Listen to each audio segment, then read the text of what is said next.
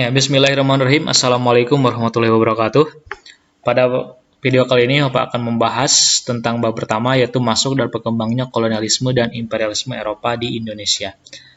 Nah, pada bab ini menjelaskan tentang latar belakang ataupun faktor mengapa terjadi penjelajahan samudra, terus kemudian bangsa barat mana saja yang pernah menjajah Indonesia, dan tetapi sebelumnya yang akan Bapak jelaskan dalam video kali ini mungkin hanya garis besarnya saja, ya judul-judul besarnya saja, karena pasti membutuhkan waktu yang cukup lama ya. Jadi kalian bisa membahas sendiri, dan nanti juga Bapak akan membagikan link YouTube dari channel lain ya yang lebih panjang, dari channel TV One juga ada. Jadi kalian juga bisa menyimak dari sana ya. Karena apa? Karena materi ini juga nanti akan Bapak share buat kalian. Langsung saja ya, ini adalah ilustrasi di mana pelabuhan menjadi tempat yang sangat ramai, bertemunya berbagai macam pedagang dari berbagai macam mancanegara ataupun daerah lain atau negara lain. Nah, the Silk Road artinya gini, artinya jauh dahulu kala sebelum dunia mengenal yang namanya penjelajahan samudra, dunia itu pernah mengenal yang namanya jalur darat, atau lebih terkenalnya the Silk Road ataupun jalur sutra. Nah, kenapa disebut jalur sutra? Karena komoditas utama yang didagangkan pada awalnya adalah sutra. Jalur ini yaitu dirintis oleh Tiongkok sejak 139 sebelum Masehi. Jalur ini berjarak sekitar 6.400 km mil, ya, yang berlaku sekitar 1.500 tahun, yang menghubungkan dunia timur dengan dunia barat. Diawali dari Guangzhou, Cina, sampai berakhir di Konstantinopel. Ya, Konstantinopel dulu merupakan pusat dari ibu kota Romawi bagian timur, pusat dari penyebaran agama, kemudian ilmu pengetahuan, sosial, budaya, politik, dan juga tempat terakhir memasarkan produk-produk yang datang ke Eropa. Adapun komoditas yang diperdagangkan ada sutra, terus itu dari daerah Asia Timur, terus kemudian ada Eropa, produknya yaitu pakaian jadi, terus kemudian dari Afrika yaitu barang tambang, terus kemudian dari Nusantara ataupun wilayah Asia Selatan dan Tenggara itu rempah-rempah mayoritasnya. Nah, ini merupakan peta dari jalur sutra ya. Ini adalah Guangzhou, tempat awal dari jalur sutra dimulai, terus kemudian melewati daerah-daerah tertentu. Nah, daerah-daerah yang dilewati ini merupakan daerah-daerah yang pastinya akan terjadi akulturasi dan asimilasi budaya. Nah, karena jaraknya juga yang cukup panjang dan melewati daerah tertentu, maka pastinya akan terjadi pergeseran ataupun pencampuran budaya ya dari daerah-daerah yang lain. Dan sampai di Konstantinopel terakhir, yang merupakan tempat yang sangat ramai yang ada di Turki zaman dulu, merupakan ibu kota dari Romawi bagian timur. Ya, ini Konstantinopel ya. Nah, selanjutnya penjelajahan samudra. Ya, bangsa barat yang pertama kali mempelopori penjelajahan samudra ya seperti yang kita kenal yaitu ada Inggris, terus kemudian Spanyol dan juga Portugis ya. Ketiga negara ini adalah negara yang mempunyai daerah jajahan yang sangat luas. Ya. The Age of Discovery artinya zaman penjelajahan. Ya, di zaman dulu orang-orang Eropa sebelum mereka mengenal kolonialisme dan imperialisme, mereka sebenarnya melakukan penjelajahan. Ya, tujuannya apa? Tujuannya untuk berdagang, yaitu sebuah sebutan untuk sebuah zaman di mana bangsa Eropa dipelopori oleh Portugis dan Spanyol melakukan penjelajahan samudra ke daerah-daerah baru, meskipun mereka sebenarnya belum tahu arah dan tujuan mereka. Gitu. Yang penting mereka bertujuan untuk berdagang dan mencari barang-barang yang tidak ada di Eropa.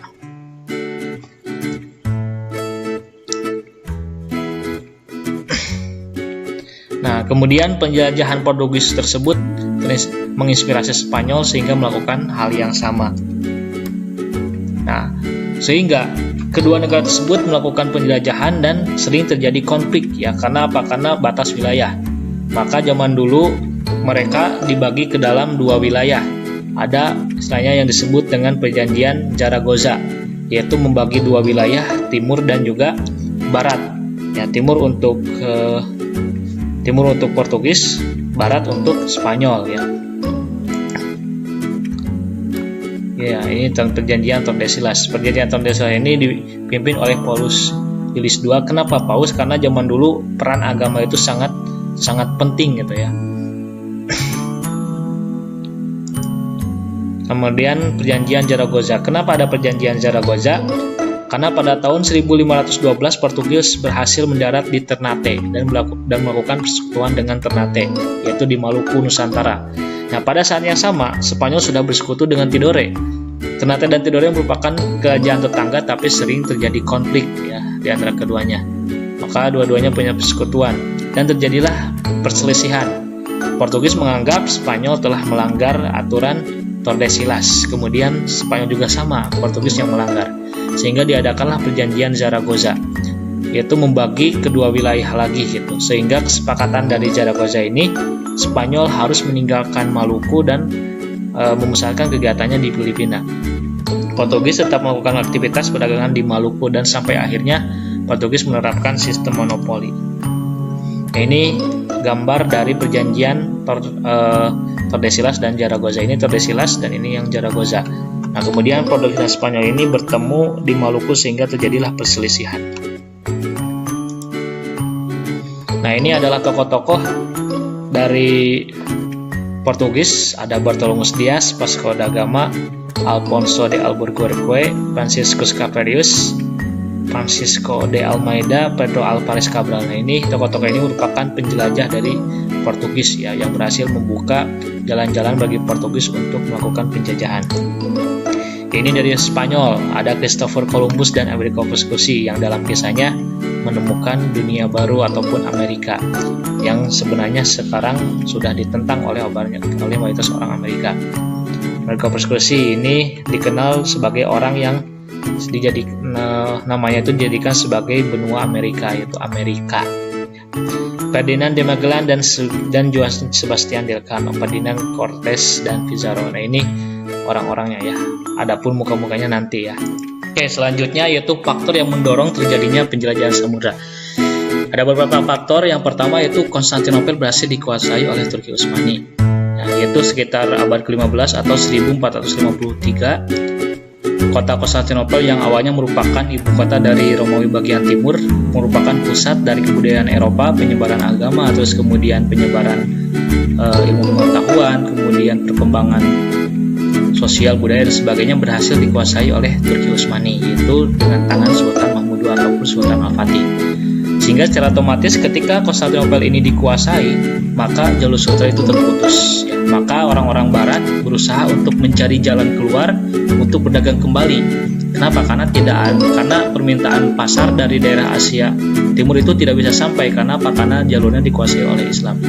Dan mereka mencari jalan lain, yaitu dengan cara menjelajah ataupun berlayar untuk mendapatkan barang yang mereka cari.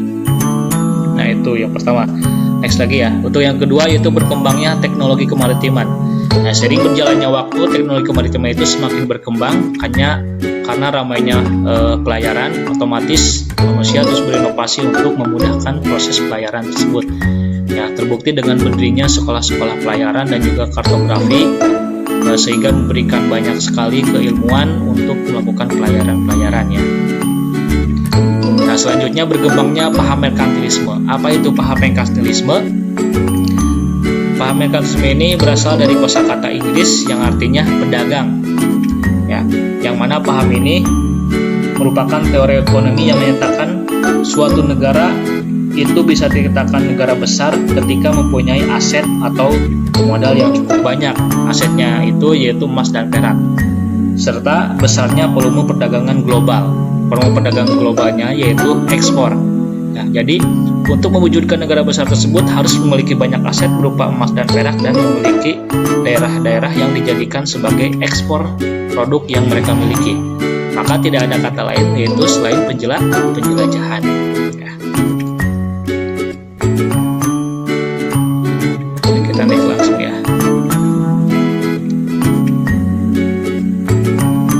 Negara pelopor dari merkantilisme yaitu Prancis dan Inggris ya. Nah, dampak merkantilisme juga kita skip ya. Jadi merkantilisme ini memicu era penjelajahan samudra, kolonialisme dan imperialisme. Ya.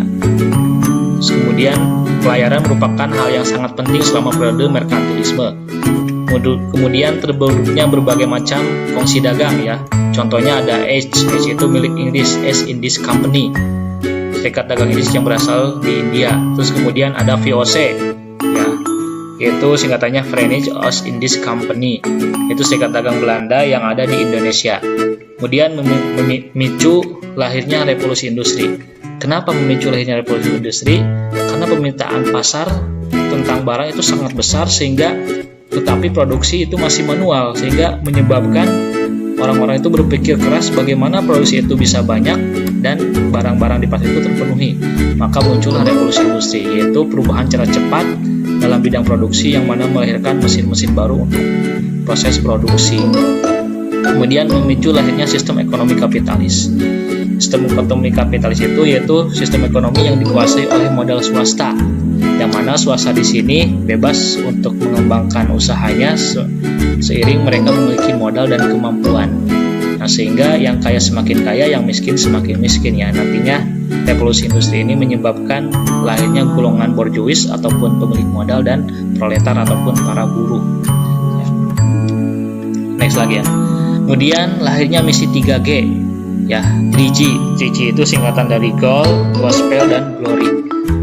Nah, Gold itu artinya emas, ya, di mana mereka itu targetnya menjelajah itu mencari emas. Emas itu termasuk perak dan juga hal-hal yang lain yang termasuk barang tambang. Kemudian Gospel, di sini ada kata Gospel yaitu penyebaran agama. Kenapa penyebaran agama? Karena yang awalnya Konstantinopel merupakan pusat dari penyebaran agama dikuasai oleh Islam, sehingga mereka menjelajah sambil menyebarkan agama. Makanya penjelajahan yang dilakukan oleh Portugis dan Spanyol zaman dulu itu selalu ditandai daerah yang dikuasainya dengan berdirinya gereja ya. Kemudian Glory itu adalah kekuasaan. Nah, artinya semakin banyak daerah jajahannya maka negara tersebut dikatakan sebagai negara kuat. Ya, ini salah satu contoh ya rasi bintang yang dimana merupakan ilmu untuk pelayaran yang masih sangat sederhana sebelum lahirnya teknologi-teknologi tentang pelayaran. Nah, ini juga ya, ini kapal Cadik. Kapal ini meskipun sederhana tapi mampu seimbang di tengah badai ombak gitu ya. Ini yang sering dipakai oleh nelayan. Jadi ini bisa jarak jauh. Ini Cadiknya tuh seperti ini. Ya, sehingga mereka meskipun gelombangnya tinggi tapi mereka bisa seimbang. Faktor selanjutnya itu adanya buku Imago Mundi yang menceritakan tentang perjalanan Marco Polo. Ya, jadi buku Imago ini menceritakan tentang perjalanan Marco Polo, di mana dia itu ketika di perjalanan menemukan berbagai macam kultur ataupun budaya yang sangat unik itu. Hingga ketika membacanya itu menginspirasi dari para penjelajah-penjelajah lain untuk membuktikan dalam isi buku tersebut. Kemudian semangat Reconquista. Reconquista itu artinya semangat pembalasan terhadap kekuasaan Islam dimanapun yang dijumpai. Jadi zaman dulu ya penjelajahan mereka sambil menyebarkan agama Islam. Nah, hal ini latar belakangi oleh tindak lanjut dari perang salib dan juga misalnya dikuasainya Konstantinopel oleh Turki Utsmani. Kemudian penemuan Copernicus ya, ini juga menjadi faktor terjadinya penjelajahan. Copernicus itu penemuan yang didukung oleh Galileo Galilei menyatakan bahwa bumi itu adalah bulat. Mereka membuktikannya dengan diam di pinggir pantai, kemudian ketika semakin lama perahu itu semakin ke tengah laut maka akan semakin tidak kelihatan. Nah, mereka menganggap bahwa bumi itu bulat, jadi perahunya itu ke bawah. Oke, selanjutnya yaitu perebutan hegemoni Barat Eropa di Indonesia. Nah, di sini akan membahas bagaimana asal muasal kedatangan bangsa Eropa ke Indonesia. Nah, ini adalah ilustrasi bagaimana kondisi sosial dari masyarakat Indonesia yang mana Belanda menerapkan kerja rodi dan juga sistem stratifikasi sosial, yaitu perbedaan antara masyarakat pribumi dengan Eropa. Kerja rodi, pembangunan transportasi,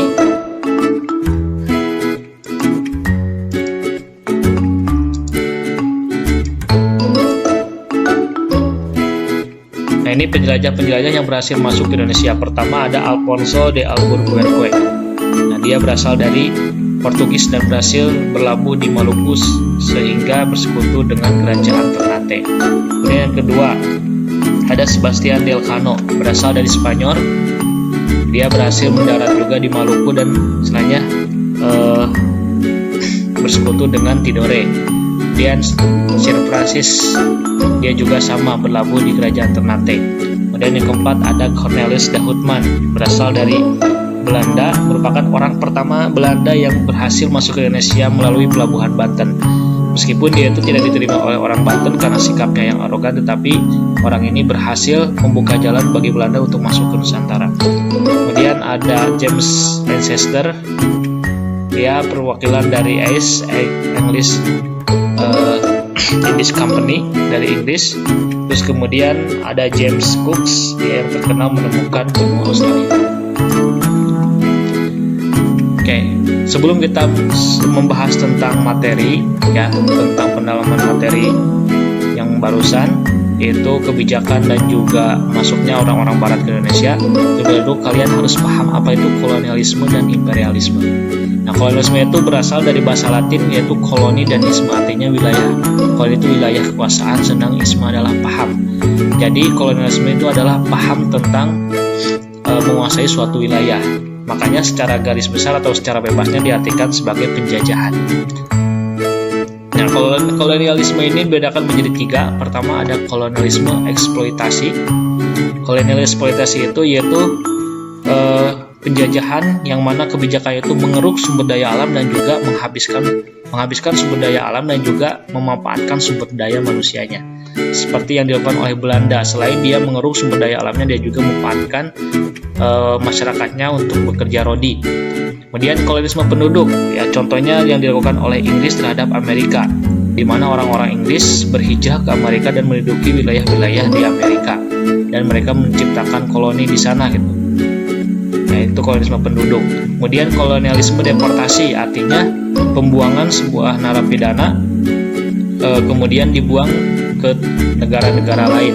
Contoh yang pernah dilakukan oleh Inggris ketika revolusi industri, yang mana terjadi sekali banyak kejahatan di Inggris menyebabkan penjara itu penuh sehingga narapidana ini dibuang ke Australia. Itu koloni deportasi.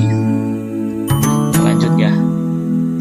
Sedangkan imperialisme itu berasal dari dua kata, imperium dan isme, artinya memerintah dan paham.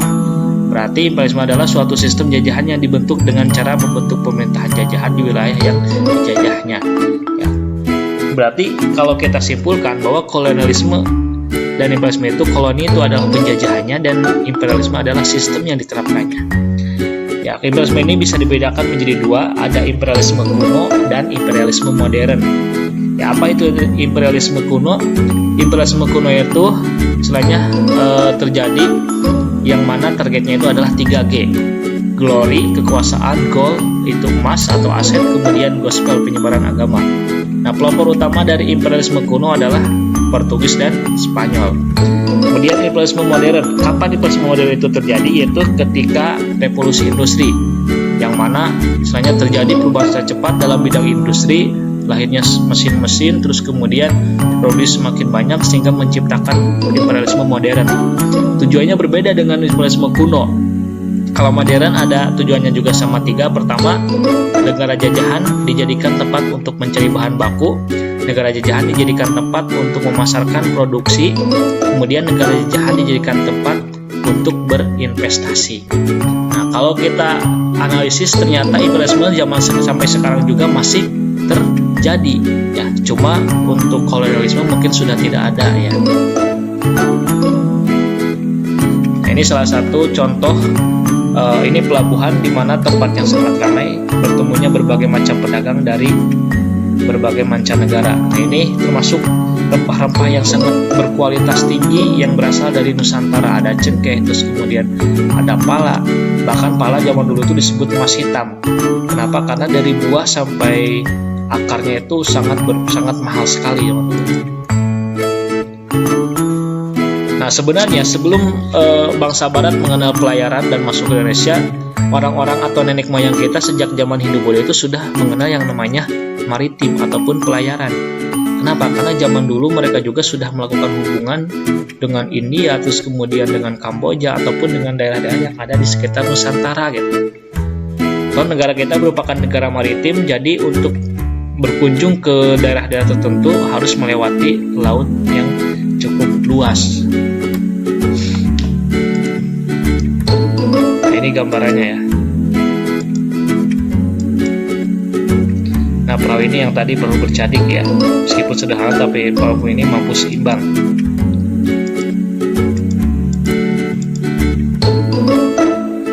Nah, kalau ini perahu lesung ya, yang hanya bisa ditempati 2-3 orang.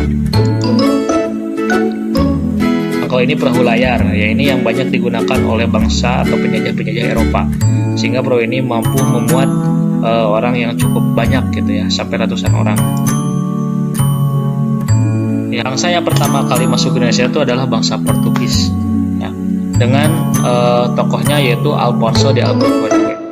Portugis menjajah Indonesia itu kurang lebih sekitar 15 tahun dan berhasil merebut pelabuhan Malaka.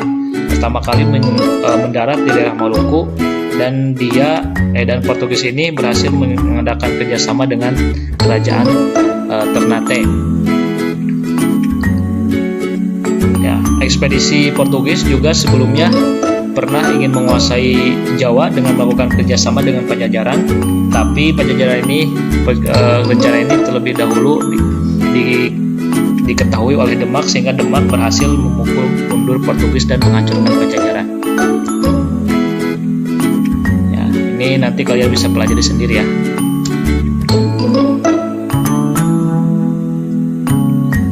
Nah, selanjutnya ini adalah alur atau peta perjalanan Portugis, Belanda, dan Spanyol. Belanda pertama kali masuk ke pelabuhan Banten ke sini.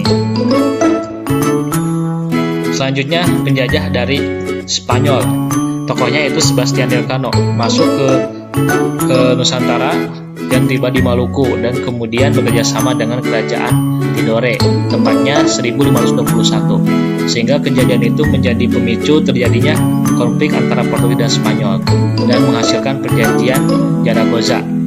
Nah, dalam perjanjian tersebut Spanyol harus mengalah dengan Portugis dan keluar dari Maluku untuk menguasai Filipina. Nah, selanjutnya Belanda ya, Belanda yang istilahnya paling lama menjajah Indonesia. Orang Belanda yang pertama kali masuk ke Indonesia adalah Cornelis de Houtman. Nah, dia berhasil masuk melalui pelabuhan Banten, meskipun ketika sampainya di Banten dia itu ditolak atau diusir oleh penduduk Banten karena sifatnya yang arogan. Tapi secara tidak langsung dia berhasil menemukan jalan masuk dari Belanda menuju ke Indonesia. Gambarnya seperti itu. Nah, pada masa pertama Belanda ini melakukan kebijakan yaitu namanya VOC. Nah, selanjutnya praktek kolonialisme dan imperialisme Barat di Eropa. Banyak sekali ya kebijakan-kebijakan yang diterapkan oleh Barat di Indonesia. Mereka bukan hanya mengeruk sumber daya alamnya, tetapi juga sumber daya manusianya dipekerjakan. Zaman Belanda terkenal dengan pekerja rodi, ya, kalau rumusnya itu zaman Jepang. VOC itu Foreign Indies Company.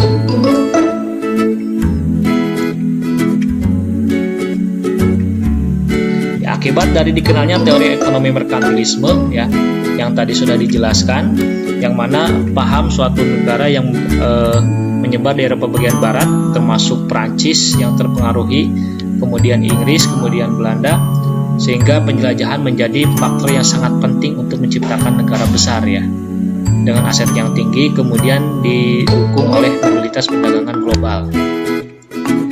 Akibat dari kenalnya teori ekonomi merkantilisme, bangsa Eropa berusaha untuk menanamkan kuasanya di daerah-daerah yang sangat berpotensi menghasilkan kekayaan, terutama rempah-rempah.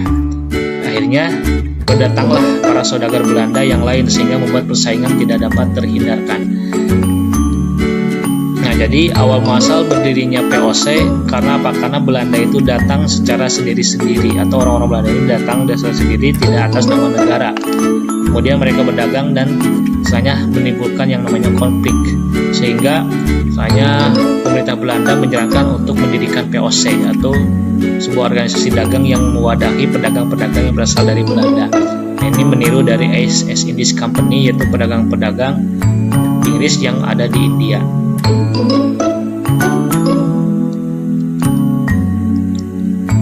Nah, VOC ya. VOC pertama di latar belakang berdirinya VOC yaitu untuk menengahi para pedagang-pedagang Belanda yang sering terjadi konflik dan menyaingi ACE. Terus kemudian tujuannya menghindari persaingan tidak sehat, memperkuat posisi Belanda dalam menghadapi persaingan dengan ACE milik Inggris, kemudian memonopoli perdagangan, kemudian membantu Belanda yang sedang berjuang melawan pendudukan Spanyol. Ya, jadi Belanda itu negara yang kecil tapi mampu menjajah Indonesia yang sangat besar. Nah, di samping itu juga Belanda sebenarnya sedang dijajah oleh negara lain. Jadi negara yang dijajah berhasil menjajah negara besar gitu ya. Yang paling terkenal dalam kebijakan VOC, pertama Peter Booth ini orang yang pertama kali mendirikan VOC. Kebijakannya pertama membangun markas besar VOC di Ambon, berhasil mengadakan perjanjian dagang dengan Maluku, menaklukkan Pulau Timur, Mesir Spanyol. Kemudian meski kantornya berpusat di Ambon, Booth juga mendirikan kantor dagang VOC mula-mula di Bandung, kemudian di Jayakarta. Nah, selain Booth ada Jan Petrus Jonkon, kebijakan dan keberhasilan Jan Petrus Jonkon nanti. Nah, kalau tadi Peter Booth itu orang yang pertama kali mendirikan VOC, kalau Jan Petrus Jonkon orang yang berhasil mengembangkan VOC, memindahkan markas besar VOC dari Ambon ke Jayakarta. Ya, kalau Ambon berarti di daerah Maluku, kalau Jayakarta berarti di Jawa ya. Mengusir orang Inggris di Pulau Run yang diam-diam tetap melakukan perdagangan dengan penduduk Banda, mengusir dan melenyapkan penduduk asli Banda, kemudian menerapkan kebijakan ekstirpasi. Apa itu kebijakan ekstirpasi? Kebijakan ekstirpasi itu yaitu menebang kelebihan hasil panen. Tujuannya apa? Tujuannya untuk menekan harga pasar yang tetap tinggi gitu. Artinya apa? Artinya kalau misalkan panen terus kemudian hasilnya cukup banyak, maka harganya akan murah. Maka untuk menekan harga tinggi tersebut, maka hasil panen dari masyarakat itu dihancurkan. Nah, pemerintah Belanda memberikan hak istimewa atau hak oktroy kepada VOC. Itu diantaranya menjadi wakil sah pemerintah Belanda di Asia. Terus meskipun organisasi dagang, tapi diberikan hak istimewa sebagai wakil dari pemerintah Belanda. Kemudian mengadakan monopoli perdagangan, mencetak dan mengedarkan mata uang sendiri, mengadakan perjanjian serta mengumumkan perang dengan negara lain, menjaga kekuasaan kehakiman, memiliki angkatan perang sendiri dan menyelenggarakan pemerintahan sendiri. Yaitu hak oktroy ataupun hak istimewa kepada sebuah organisasi yang seolah-olah perannya itu seperti sebuah pemerintahan. Nah, kebijakan VOC ya banyak sekali ya. VOC ini hampir 200 tahun berkuasa di Indonesia. Kebijakan VOC secara umum memberlakukan dua jenis pajak, yaitu berupa hasil bumi kontingenten, terus kemudian khusus untuk daerah jajahan VOC misalnya Batavia dan sebagainya. Kemudian pajak Perlich Leverenti. Nah, kalau kontingenten itu gambaran umumnya menyerahkan hasil panen, sedangkan Perlich Leverenti yaitu hasil panen sisanya itu wajib dijual kepada VOC dengan harga yang sudah ditentukan oleh VOC. Nah, kemudian menyingkirkan pedagang Jawa, Melayu, Arab, dan Cina, menentukan luas area penanaman rempah-rempah, dan melakukan kebijakan ekstirpasi. Tadi ya, ekstirpasi itu yaitu menebang kelebihan panen. Artinya tujuannya untuk menekan harga tetap tinggi. Ya, karena kalau misalkan banyak hasil panennya berarti persediaan barang untuk masyarakat itu juga banyak dan juga harga akan semakin turun. Nah, berarti untuk menghindari hal tersebut, VOC memberantas kelebihan panen. Mewajibkan kerajaan yang telah terikat perjanjian untuk menyerahkan upeti. Wajibkan rakyat menanam tanaman tertentu, terutama kopi ya, dan hasilnya dijual kepada VOC dengan harga yang ditetapkan pula oleh VOC. Agar kebijakannya lancar, maka VOC melakukan dua hal penting. Pertama, VOC menindak tegas dengan kekerasan bagi siapa saja yang menentang kebijakan-kebijakannya. Raja yang menolak akan ditangkap dan diasingkan, sebaliknya yang bekerjasama akan diberi perlindungan. Kemudian melakukan politik pecah belah ataupun divide et impera ataupun adu domba, ya, dengan cara mencampuri urusan internal kerajaan dan menawarkan bantuan kepada kerajaan yang tengah mengalami konflik.